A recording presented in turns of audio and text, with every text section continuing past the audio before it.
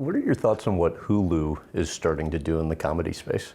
I think it's great. For me, this move to Hulu was to find another audience. I'm always looking for a broader audience. I think my comedy is, it's very broad. It's very relatable to a lot of different people. And I'm making a conscious effort to definitely take my comedy to people who might not know it. Making the move to Hulu was kind of played into that strategy. Yeah, different audience for me. And how do you think that impacts the kind of market for comedians by, seeing them kind of take a more active role in the comedy space? Yeah, I think it's great. Like you got the two other comedians that are going over there, and Jim Gaffigan and Bill Burr, which are two of the top names in comedy. And I think people are looking for an alternative to possibly Netflix, to go and do a comedy special with a different streamer, different marketing scheme. Who knows? It could be a really great move. The business of touring, very few have ever done it as well as you. How about the key lessons that you've learned in kind of building that business? Well, something I don't think I was prepared for is being like a quote unquote boss. Like I used to do everything. I didn't have an assistant. I didn't have anybody. You ordered a DVD from the website. I'm the one on the other end, packing it, signing it, putting it in the mail. And as you grow in your business, you have to relinquish some of those responsibilities to other people so you could concentrate on what it is that you do. And for me, being someone who kind of delegates responsibilities is something that I had to learn kind of on the fly. I wasn't really prepared for that. So yeah, it's been a learning process, something that I don't shy away from, but something I wasn't really prepared for. How about the hardest part of learning that for you? Dealing with different personalities along the way. So for me, just, I've always avoided confrontation in my life. I don't like it. I don't like,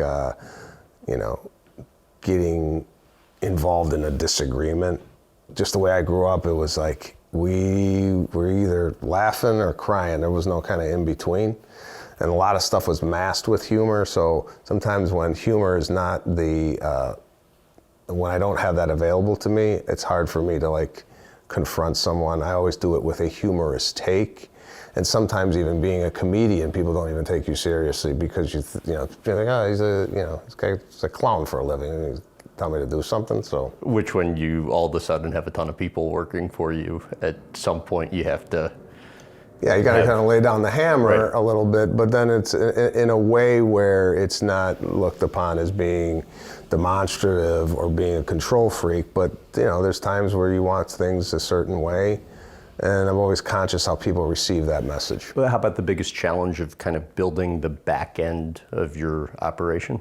Me and you are in front of the cameras. There's a ton of people here that make this thing happen for you. You're involved, but you need everybody in the place. It's like a team. So sometimes when you're used to working alone, and now all of a sudden there's a team. Like, this is why I didn't like improv. I did the Second City over here, did improv comedy with other people. I didn't like working with other people because I didn't have control of what was funny or not. I'd have to rely on the guy next to me to make a scene happen. That's why I like doing stand-up, because it all falls on your shoulders, whether it's bad or good. The only one to blame is you. How about the best financial lesson you've learned in successfully pulling off kind of multiple years of arena tours? Financial lesson is save a large portion of your money. Just sock it away. And your dad hammered that into you. Yeah, well, my dad's always said, have a reserve of a year just in case something goes awry. Have like savings. I'm talking about more of a larger picture of, you don't necessarily need all the quote unquote things. What I've just learned is, to take a portion of your income and set it aside, have that work for you. Actually, Bon Jovi told me this, not to drop names, but he never buys anything with he calls it old money. he'll buy stuff with new money. So like whatever he has, that's that. If he wanted something, he has to work for it to get. He has to work for new money. Like new money for me would be United Center, and if I wanted to buy a car, I would take it out of the new money. They'd rather take it out of the old money. I don't know if Bon Jovi even wanted that shared, but I learned it from you, John.